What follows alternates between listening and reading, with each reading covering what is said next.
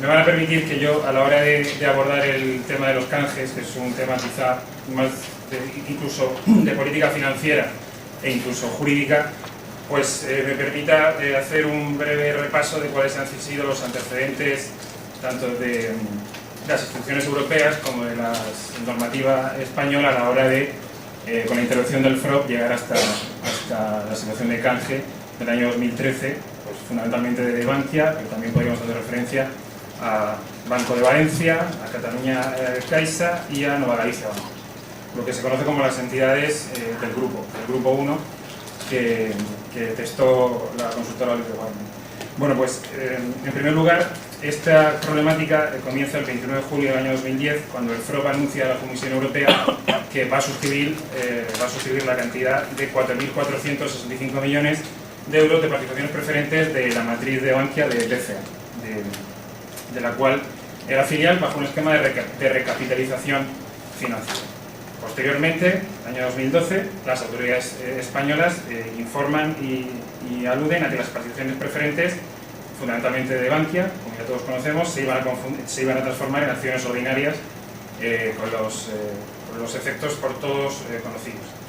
El propio año 2012, el 27 de junio, la Comisión Europea aprueba la ayuda al Estado español, mediante el consabido artículo 107.3 del Tratado de Funcionamiento de la Unión Europea, que para paliar este riesgo de quiebra o de situación compleja de la economía nacional, entiende que estas medidas no afectan al mercado interior, por lo cual exigen de España un plan de reestructuración bancaria, por todos conocido, con fusiones, con adquisiciones de entidades financieras y con integraciones de estas en los diferentes grupos financieros. Como requisito, la Comisión Europea publica o exige a las autoridades españolas el memorando de entendimiento, lo que se conoce como el MOU, que tiene un nombre muy curioso, pero es MOU. Estas medidas exigen que antes de acabar agosto de 2012 se lleven a cabo medidas legislativas por el Estado, por las autoridades españolas, para convertir estos instrumentos híbridos que computan en pasivo en esas entidades financieras al activo mediante la conversión en acciones en todos los instrumentos híbridos financieros de estas entidades. Estas actuaciones se llevan a cabo, todos lo hemos notado, todos hemos sido sobreinformados por medios de comunicación, se han producido los rescates bancarios y financieros que todos conocemos, y la consultora Oliver Wyman, en finales de 2012, en septiembre, pues acaba con los consabidos test de estrés. Estos test de estrés, ¿qué nos dicen? Pues que el grupo, las entidades financieras españolas, las que anteriormente he aludido como el grupo 1, recuerdo, Bankia, Catalunya Caixa, Nova Galicia y Banco de Valencia, necesitan una capitalización de 59.300 millones de euros en global, de las cuales solo Bankia precisa de los 24.473 millones de euros por todos conocidos, a los que sumamos los 5.000 inyectados inicialmente. No pretendo extenderme con estos datos, pero sí considero que es importante conocer el íter político-económico que nos ha llevado al ofrecimiento de los canjes y a cómo se le ha hurtado a los consumidores con importantes quitas las inversiones que habían realizado en estos productos financieros. Como digo, estos planes de reestructuración suponía que se insuflaba dinero a las autoridades españolas con las necesidades y con las exigencias que les acabo de comentar. Una de estas, como la primera exigencia que cristalizó en el Real Decreto 24/2012 de reestructuración y resolución de entidades de crédito, se lleva a cabo la reforma financiera en Consejo de Ministros y, por tanto, en la propia exposición de motivos de este Real Decreto se reconoce concretamente y públicamente que se había llevado actuaciones de falta de diligencia y de mala praxis a la hora de comercializar estos productos financieros, que había habido una práctica irregular por parte de las entidades que, recordemos, fundamentalmente eran cajas, no eran entidades, no eran bancos, que, como todos sabemos, pues no pueden llevar a cabo aumentos de capital, no pueden llevar a cabo estos ingresos de sus propios accionistas, y que tienen que acudir pues a las consabidas medidas de comercializar productos financieros híbridos para que sean los ahorradores los que fueran invirtiendo y, por tanto, inyectando liquidez en estas entidades. Este Real Decreto 24/2012 de reestructuración y resolución de entidades de crédito es posteriormente derogado por una ley 9/2012 de 14 de noviembre, igualmente de reestructuración y resolución de entidades de crédito, donde en su artículo 39 se explicita claramente que aquellas entidades que no cumplan unos mínimos de solvencia y de liquidez tendrán que implementar y tendrán que llevar a cabo medidas de gestión de estos instrumentos híbridos que serán acordados por el FROB. El FROB es el Fondo de Reestructuración Ordenada Bancaria, que es la autoridad estatal que entra a controlar, como anteriormente les he referido, por exigencia de la Comisión y las autoridades europeas, las entidades financieras españolas. El FROB que exige y cuáles son los principales cambios, muy esquemáticos para que nos queden a todos claros, en estas entidades del Grupo 1 anteriormente aludidas. En primer lugar, que un 50% de la emisión de preferentes debe necesariamente dirigirse a inversores institucionales. No olvidemos que los productos híbridos de inversión habían nacido, me estoy refiriendo a participaciones preferentes, a obligaciones subordinadas, a cuotas participativas de la CAM e incluso a los conocidos valores Santander, como instrumentos híbridos que estaban destinados, y así ha sido resuelto por la Comisión Nacional del Mercado de Valores, a inversores institucionales, a inversiones expertos, no a minoristas, no a los depositantes, no a los ahorradores. Claro, cuando a un inversor experto, cuando un inversor institucional conoce o indaga medianamente por sus altos conocimientos o por los departamentos que trabajan para ellos cuáles son los posibles peligros en el futuro que pueden conllevar la asunción de estas inversiones en productos híbridos, evidentemente empiezan a ser reacios. Con lo cual, bajo prácticas a las que ha hecho alusión mi compañero Juan Carlos, de asimilarlos a contratos mucho más conservadores, de asimilarlos a contratos mucho más de ahorro fijo y poniendo el azucarillo en el cliente de la elevada rentabilidad, se dirigen indiscriminadamente contra ahorradores como podemos ser cualquiera, contra depositantes que tenían un marcado perfil conservador y que no querían arriesgar la integridad de sus inversiones. Con lo cual, como le refería anteriormente, se exige que este 50% al menos de estas emisiones de preferentes sean para inversores profesionales. Igualmente, que esta inversión mínima sea de 100.000 euros, mínimo de 100.000 euros. En tercer lugar, que en los casos en los que estos instrumentos híbridos se comercialicen a ahorradores, se lleve a cabo una rúbrica del puño y letra del cliente de que conoce y de que ha solicitado expresamente, como pasa actualmente con las cláusulas abusivas de los préstamos de interés variable. Una vez que hemos conocido toda la problemática de las cláusulas suelo, de las cláusulas de vencimiento anticipado, de las cláusulas de nulidad de intereses moratorios del 28, del 30, del 30 y tantos %, ¿qué están haciendo las entidades financieras más conocidas? ¿Eliminar esas cláusulas de los contratos a interés variable? No. Exigir que, como cualquier contrato de adhesión, el cliente solo pueda decir si se adhiere o no, si le interesa o no asumir las cargas que ese contrato conlleva y, por tanto, de su puño y letra manifieste y firme que conoce y que ha sido informado de los riesgos de estas cláusulas y de la operativa en el coste del crédito que van a solicitar por la intervención de estas cláusulas. En cuarto lugar, se intensifican los controles de la Comisión Nacional del Mercado de Valores y del Banco de España, que anteriormente habían pasado un poco de puntillas, y todos conocemos estos correos internos que se han filtrado de estos dos organismos reguladores, donde ciertos inspectores advertían de que ciertas salidas a bolsa de ciertas entidades financieras o que la emisión de algunos instrumentos híbridos estaban bastante cogidas con alfileres.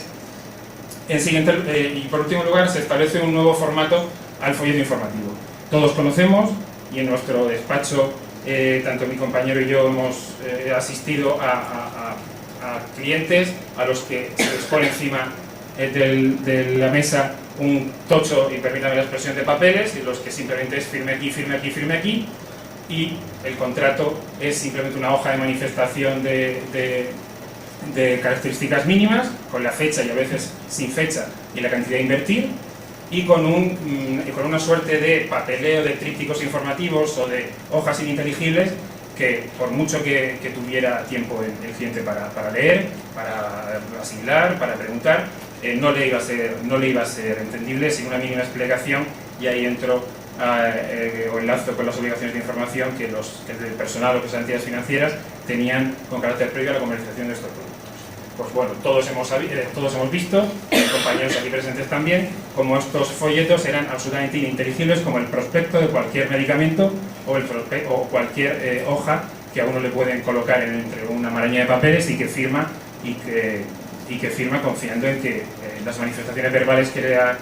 le ha transferido el representante de la entidad financiera, pues luego se van a adecuar a las características del producto y sobre todo a los riesgos y peligros del producto. Y en último lugar, la más reciente novedad legislativa es pues, el Real Decreto de 6/2013, de 22 de marzo, donde se lleva a cabo la protección a los titulares de estos productos de ahorro y se crea y regula la comisión de seguimiento que va a tutelar entre comillas por supuesto, los procedimientos de arbitraje de las entidades financieras que les he referido, que no dejan de ser un mero formalismo administrativo, político-administrativo, que conlleva que la entidad financiera y su consultora independiente, entre comillas, tengan la última palabra a la hora de decir qué tipo de clientes se pueden acoger a un arbitraje y qué tipo de clientes les son vedados el acceso a estos arbitrajes y por tanto tienen que acudir a los tribunales de justicia. ¿Hay criterios homogéneos que nos hayamos encontrado por los cuales un cliente sí y otro no? Bueno, pues inicialmente las entidades imponían pues, que no hubieran suscrito más de 10.000 euros, que fueran clientes al uso, con un marcado carácter ahorrador, pero lo cierto es que la arbitrariedad y el subjetivismo de las entidades y de sus consultoras anexas pues, han permitido entrar en muchos casos a unos clientes y a otros no, que incluso tenían peor condición que los que sí se beneficiaron y que por tanto pudieron verse pues, libres de poder acudir a un procedimiento judicial y asumir costes económicos y enfrentarse a los plazos judiciales que todos conocemos. Igualmente el FROB, el 22 de marzo de 2013, como todos sabemos, publica una nota de prensa con los cuales empieza a perfilar y manifiesta las quitas y los perfiles a los cuales se van a llevar a cabo estas quitas, los términos que les voy a relatar. Se finaliza así este proceso de recapitalización de Bankia y está presidido fundamentalmente por las siguientes notas. Se produce una disminución del capital de la entidad financiera con una reducción considerable del valor nominal de las acciones. Pasamos de 2 euros de media que estaba el valor de las acciones a 1 céntimo de euro, ¿de acuerdo? E igualmente se lleva a cabo para incrementar la reserva de estas entidades para absorber las pérdidas que se van a producir. En segundo lugar, se produce una concentración de acciones. Por cada 100 acciones se lleva a cabo, se traduce en una titularidad de una acción a los clientes, lo que se llama en jerga anglosajona como contra-split, nosotros conocemos como concentración, con lo cual por cada 100 acciones de las que es titular el tenedor de las acciones pasa a tener una acción. Igualmente, se anuncia que los titulares de estos instrumentos financieros van a ser destinatarios del canje y se van a prever unas pérdidas globales de unos 4.000 millones de euros por estos canjes a los cuales se va a someter a los ahorradores y a los clientes. Y en último lugar, aparte de este canje forzoso de acciones por intervención de la autoridad competente, del FROB, se va a llevar a cabo unas quitas de entre el 38% y el 13% según estos clientes hayan suscrito participaciones preferentes u obligaciones subordinadas. La principal diferencia es que la participación preferente, como ha dicho mi compañero, tiene una duración perpetua y la obligación subordinada generalmente tenía una duración máxima de unos 10 años y las mismas se hacían líquidas en el mercado secundario que presidía las mismas, con lo cual se podía acudir a ese mercado para esa liquidez de la inversión. Para no extenderme más, esto podría ser el marco legislativo tanto por las autoridades españolas como por la Comisión Europea, las autoridades europeas, y ahora voy a pasar a relatar o a explicar un poco los principales problemas a los que nos encontrábamos en nuestra pelea diaria con los jueces en caso de las nulidades de los contratos que acabo de referir. ¿Cuál es el principal problema en estos casos? Pues una vez planteado el canje, una vez planteadas las medidas que le acabo de referir, el consumidor medio, el cliente medio, alarmado por la bajada de la cotización de las acciones y sobre todo porque sus inversiones o su cantidad invertida ha bajado perfectamente entre un 58 y un 68%, acude a su entidad financiera. En la entidad financiera, ¿qué le dicen? Primero, que esto es una cuestión transitoria que se va que se va a solucionar en breve, lo cual es absolutamente falso, pero que bueno, había una posibilidad de llevar a cabo lo que era el canje, la oferta de recompra de las acciones en el cuales le habían convertido su producto inicial, sean participaciones preferentes o sean obligaciones subordinadas, con la cotización que les acabo de referir, por el fondo de garantía. Con lo cual, dejaba absolutamente un campo maravilloso a los abogados de las entidades financieras para alegar que había una confirmación del contrato. ¿Cuáles han sido, como ha dicho mi compañero Juan Carlos, las dos alegaciones estrella de cortar y pegar machaconas de los abogados de las entidades financieras? Y si hay alguno en esta sala que no se ofenda, sino simplemente relato lo que ha sucedido y sigue sucediendo. Uno, la caducidad de la acción, que tan brillantemente ha explicado mi compañero, y dos, la confirmación del contrato simplemente por intentar rescatar en una aspiración legítima y lógica de no incurrir en mayores pérdidas la inversión, cualquier inversor y cualquier cliente al uso. Hablo inversor por cuanto ha invertido en un producto, no porque tengan esa condición, sino simplemente eran depositantes, ahorradores, que les era colocado un producto, y digo colocado porque les era referido con las mismas características del depósito al uso o de un fondo de inversión absolutamente garantizado por deuda del Estado, y por tanto se les consideraba inversores. Como les decía, la alegación estrella era la confirmación del contrato. Se entendía por parte de algunos jueces de instancia, que les costó asimilar la idea, que esta aceptación de la recompra de las acciones, simplemente para minorar las pérdidas, suponía la confirmación del contrato. Impedía que se pudiera declarar la nulidad, con lo cual impedía que los pudiéramos retrotraer al momento anterior de celebrar el contrato de nulidad y, por tanto, con las recíprocas prestaciones de las partes, llevar a cabo la satisfacción del cliente y, por tanto, la nulidad del contrato. Pero en estos casos,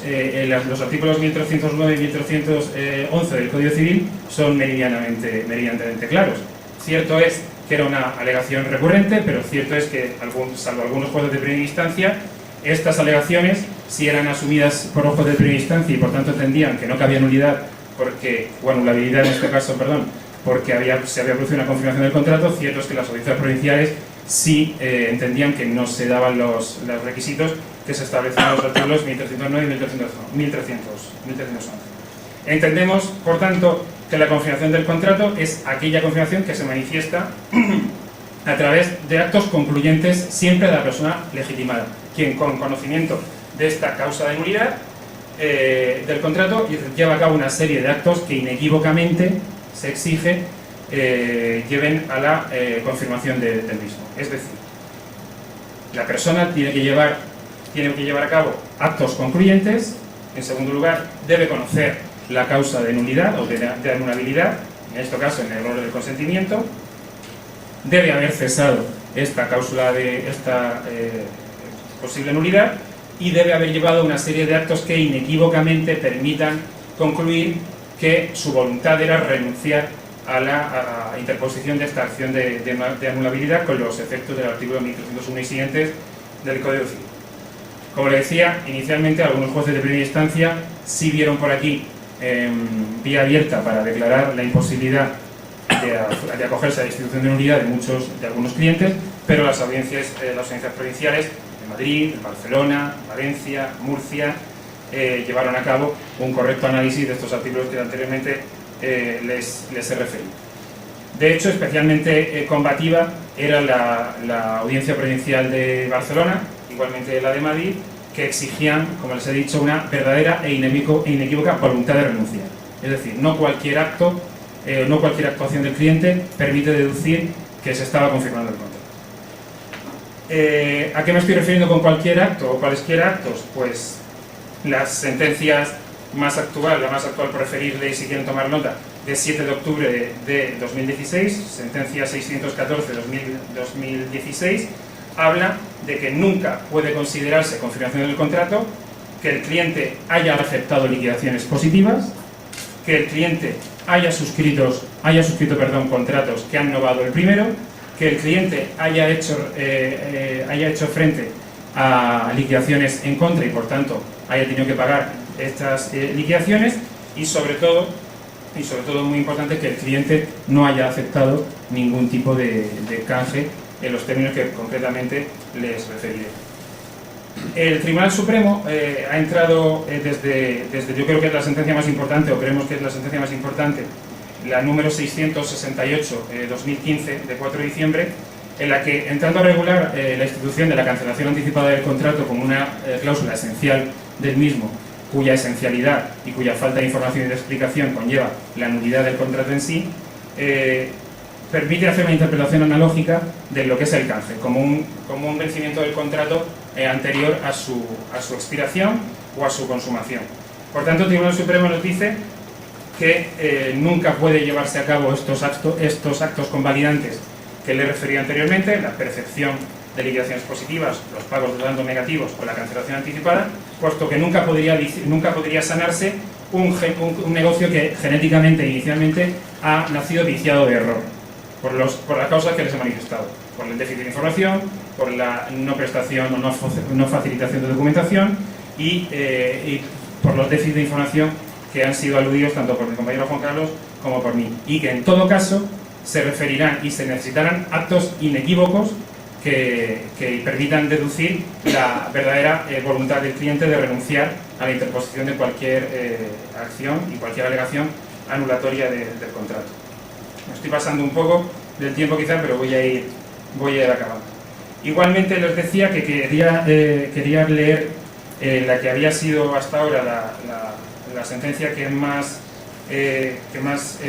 rotundamente se había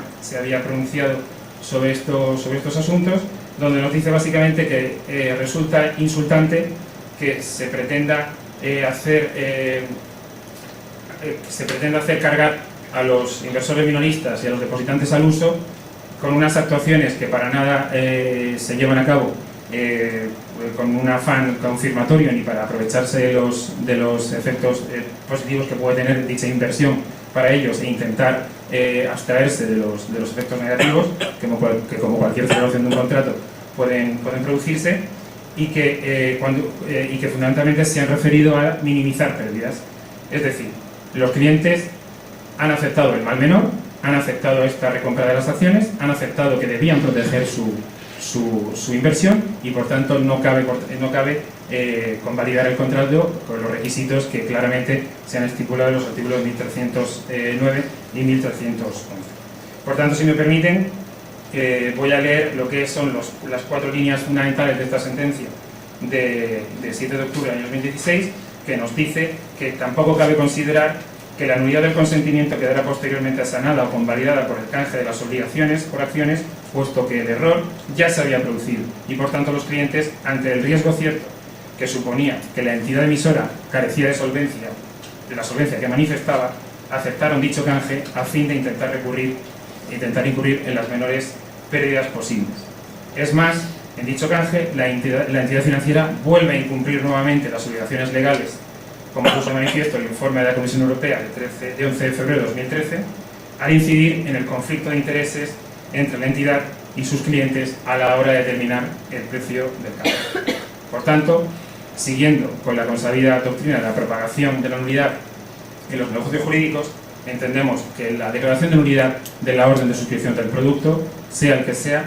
debe por tanto extenderse al canje de las mismas y por tanto el Tribunal Supremo sienta jurisprudencia y no es posible confirmar los contratos en los términos que les he referido. Gracias a mi compañero Juan Carlos, no puedo seguir mucho más, así que muchas gracias y muy amables.